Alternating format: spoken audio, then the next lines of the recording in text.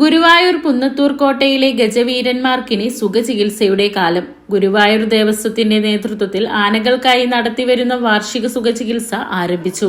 ദേവസ്വം പുന്നത്തൂർ ആനത്താവളത്തിൽ സംസ്ഥാന revenue Devaswom secretary MG Rajamanickam IAS ഗജവീരൻ ജൂനിയർ വിഷ്ണുവിന് ഔഷധ ചോറുരുള നൽകി സുഖചികിത്സയുടെ ഉദ്ഘാടനം നിർവഹിച്ചു.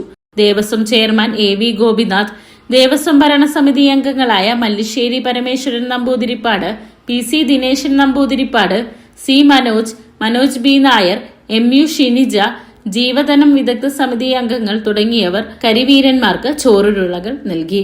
ജൂലൈ 30 വരെയാണ് സുഖചികിത്സ.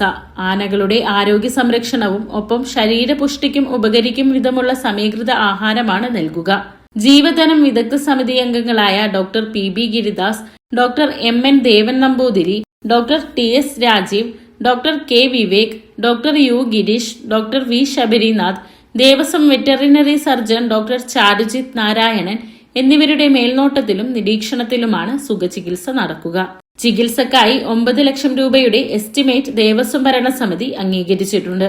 3150 കിലോ അരി, 1050 കിലോ ചെറുപയർ, 1050 കിലോ റാഗി, 105 കിലോ അഷ്ടചൂർണം, 262 കിലോ ചെവ്യനപ്രാശം, മഞ്ഞൾപ്പൊടി, ശാർക്ക ഫറോൾ, അയൺ ടോണിക്, ധാതുലവണങ്ങൾ തുടങ്ങിയവയാണ് സുഖചികിത്സയ്ക്ക് ഉപയോഗിക്കുന്നത്.